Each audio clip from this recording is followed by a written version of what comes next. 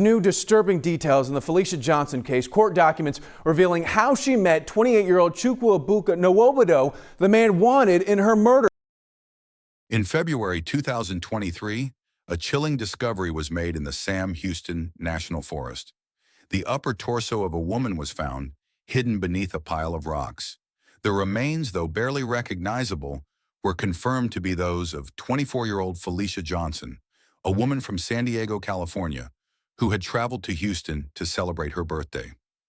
Her family had not heard from her for days. No calls, no texts, no social media updates. Felicia's father, Kevin Johnson, was frantic. He knew something was wrong, but he never could have imagined the devastating truth that awaited him. Felicia was a beautiful, ambitious young woman with big dreams. She aspired to have a successful career in modeling, and though she had not reached that goal yet, she was working tirelessly to make it a reality. She wanted to see the world, explore new opportunities, and build a life beyond San Diego. Her birthday trip to Houston was meant to be a celebration, a chance to experience the excitement of a new city and all the possibilities that came with it. But instead, it became the last chapter of her story. The night Felicia disappeared, she was last seen at a club where she had applied for a job as an entertainer, but was turned away. She then called a taxi, but instead of waiting for it, she accepted a ride from a stranger. She would never be seen again. Her disappearance left behind only a bloodied phone and a trail that would eventually lead to an unimaginable truth. Who was the killer? What happened to Felicia after she entered that car? Was this a random act of violence, or was something darker at play? These were the questions that kept the Johnson family awake at night. This wasn't just a missing person case. It was the beginning of a heartbreaking journey, a journey that would uncover manipulation, betrayal, and a calculated murder. Felicia's body was eventually discovered, but the person responsible for her death remained at large. The mystery deepened, but one thing was clear. Felicia's family would not rest until justice was served. They would search for the truth, no matter how long it took. Felicia Johnson was born on March 19, 1998, to Kevin Johnson and Felicia Lee Smith in San Diego. As the oldest of 3 children, Felicia was always the responsible one. She helped her younger siblings with schoolwork, took care of household tasks, and made sure the family stayed close. Her parents had separated when she was young, and her father later remarried, but Felicia remained incredibly close to him. Kevin described his daughter as beautiful, kind-hearted, and always willing to help others. She had a smile that could light up any room. Beyond her beauty, Felicia had big dreams. She knew she had the looks that could turn heads, but she was determined to make a career out of them. She worked hard on her appearance, practiced her modeling skills, and strategically used her social media presence to build connections in the industry. She wasn't just chasing fame, she wanted to build a better life for herself. Her father, Kevin, was proud of her ambition, though he knew how much she longed for a bigger life, one beyond the familiar streets of San Diego. Felicia's journey to Houston was meant to be the start of something exciting, but instead it became the beginning of a tragic story. The questions around her death only continue to grow, and her family remains committed to finding the answers. If you want to stay updated on the search for justice in Felicia's case and learn more about this heartbreaking story, make sure to subscribe to True Crime Journal. Don't miss a single detail in this ongoing journey for answers. Felicia Johnson was a 24-year-old woman from San Diego, California, full of dreams and ambition. She aspired to build a career in modeling, carefully cultivating her appearance and social media presence. Beneath her confidence, she had a compassionate heart and was always willing to help others. Felicia's vulnerability, though hidden, often made her an easy target, especially when it came to her relationships. Her family, particularly her father, Kevin, worried about the people she trusted, knowing how much she loved deeply and how easily she could be misled. In celebration of her 24th birthday, Felicia decided to treat herself to a trip to Houston, hoping for an adventure and to create lasting memories. She was excited about exploring the city's vibrant nightlife and meeting new people. Her family was thrilled to see how happy she was as she shared pictures and updates of her trip. For a few days, Felicia stayed in touch, posting pictures and expressing her enjoyment of the trip. But then, the unthinkable happened. Her communication stopped. No more updates, no texts, no calls. Her social media went silent. Kevin's concern grew rapidly into panic. He tried reaching out to Felicia, but received no response. After a few days of silence, Kevin hired a private investigator to track her down. Felicia's family feared the worst, and the unsettling silence made it clear that something was terribly wrong.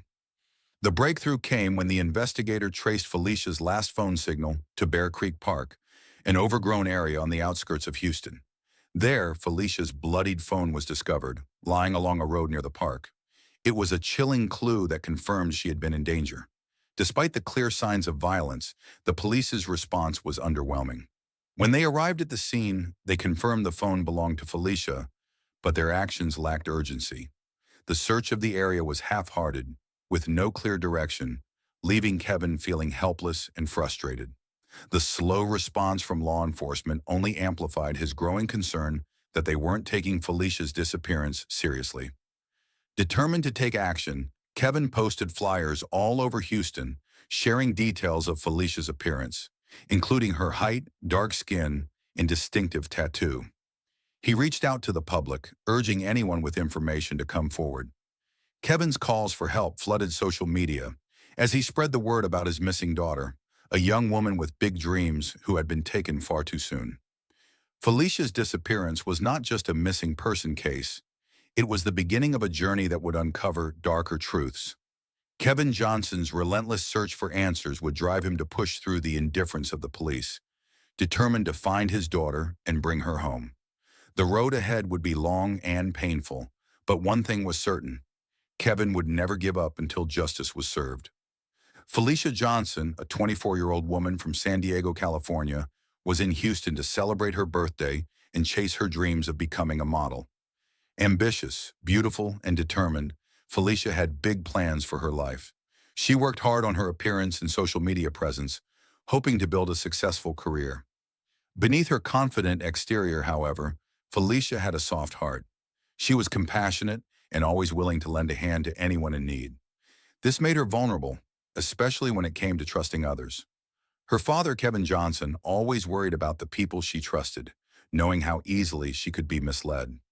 Felicia's trip to Houston was meant to be a joyful celebration, a moment to escape the routine and experience a new city. She packed with excitement, eagerly sharing pictures of her outfits with her family and posting on social media about her adventure. For a few days, everything seemed perfect. Felicia was posting pictures, sending happy updates, and expressing her excitement about her trip. But then, without warning, the communication stopped.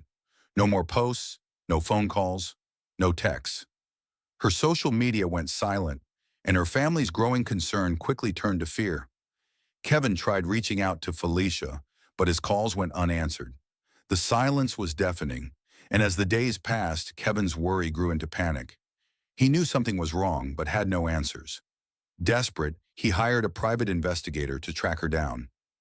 Felicia's family feared the worst, but they also knew they couldn't give up looking for her. The search was just beginning. The first breakthrough came when the private investigator traced Felicia's last known phone signal to Bear Creek Park, a remote and overgrown area on the outskirts of Houston. There, Felicia's bloodied phone was discovered, lying on the side of the road. This chilling discovery confirmed her worst fears. Felicia had been in danger.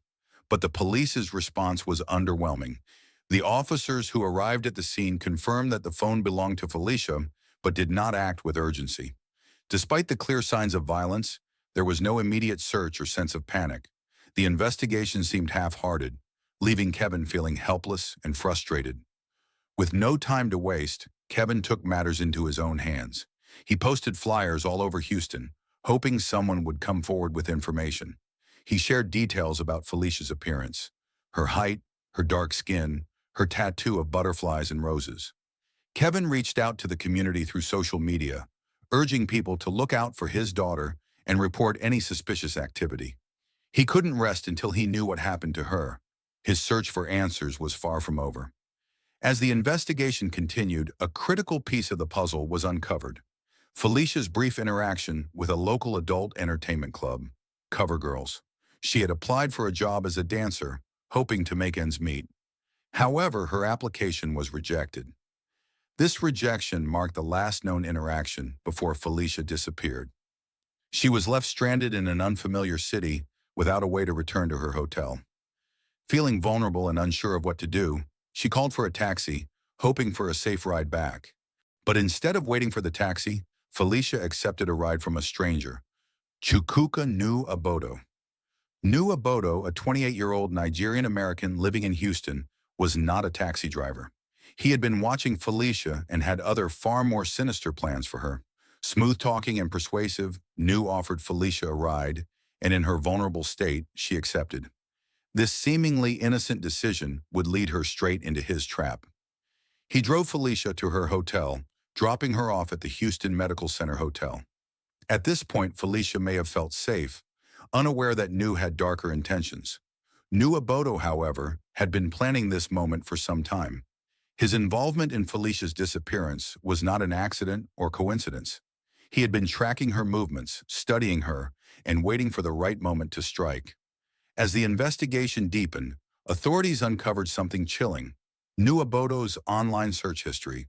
His phone was filled with disturbing queries such as how to bleach DNA, the most wooded part of Houston, and how to get away with murder.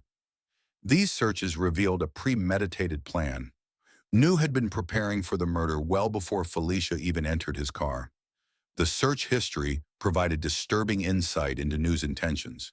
He wasn't just a random predator. He had calculated every step of his plan. He researched how to dispose of a body without leaving a trace, how to avoid detection, and even how to erase evidence. The chilling details of his online activity confirmed that Felicia's death was the result of a cold, calculated crime, not a random act of violence. It wasn't just about taking her life. It was about covering his tracks and making sure he wouldn't be caught. As investigators dug deeper into New's past, they discovered a pattern of troubling behavior. New had been involved in previous violent incidents, including an alleged attempt to assault a woman. However, the victim in that case later chose not to press charges, which allowed New to continue his dangerous behavior.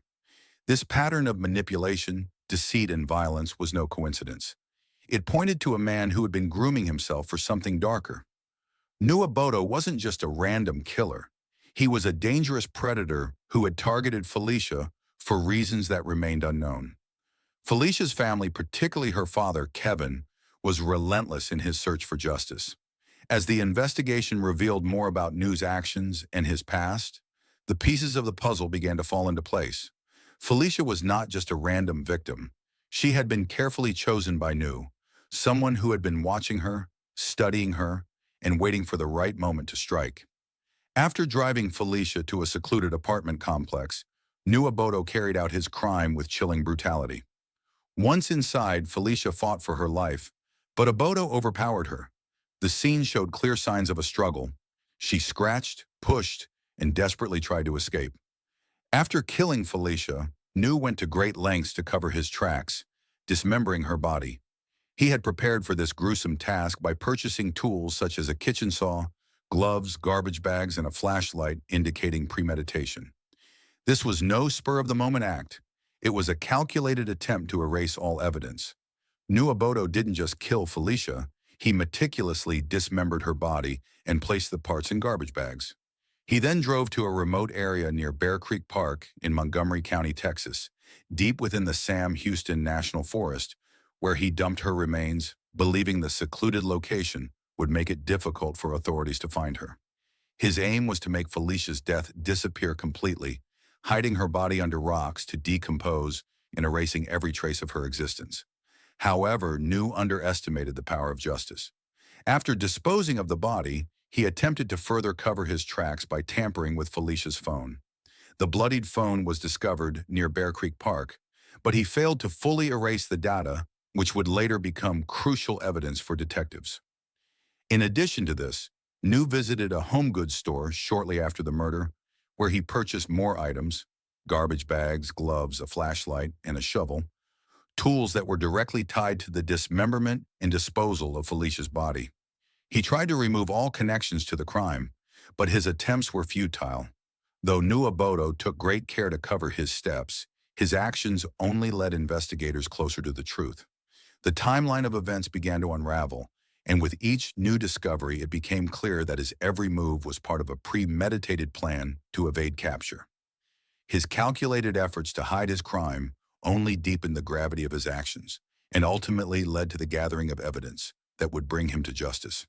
The breakthrough in Felicia Johnson's case came when detectives discovered surveillance footage from CoverGirls, the adult entertainment club where Felicia had applied for a job.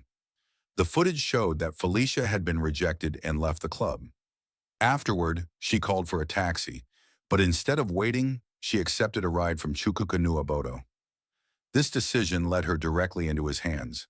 Detectives found more evidence linking Nuobodo to the crime, including traces of Felicia's blood in his apartment. Forensics confirmed the blood belonged to her. In addition, Nu's search history revealed disturbing queries such as how to bleach DNA, how to get away with murder, and places to live for as low as $1,000. These searches confirmed that the murder was premeditated, not a spur-of-the-moment act. As the investigation continued, it became clear that Nu had been hiding in plain sight, acting as if nothing had happened. His movements were traced, and the evidence continued to pile up. But despite this, Nu managed to evade capture for months, frustrating both the police and the Johnson family. Kevin Johnson, Felicia's father, had been tirelessly pushing for answers, posting flyers, and calling attention to his daughter's case. As time passed, his frustration grew. He had already lost Felicia, and now he was losing faith in the system meant to protect her. A year after Felicia's disappearance, in February 2023, a decomposing body was discovered in the Sam Houston National Forest. The body, which was only part of Felicia's remains, was identified through personal items and the location of the discovery. Kevin was devastated but also relieved to know the truth. The pain of confirming Felicia's death was unbearable, but at least it ended months of uncertainty. Nu's capture still seemed out of reach, and his continued evasion only deepened the family's frustration. Despite mounting evidence, Nu remained free, and the search for him continued.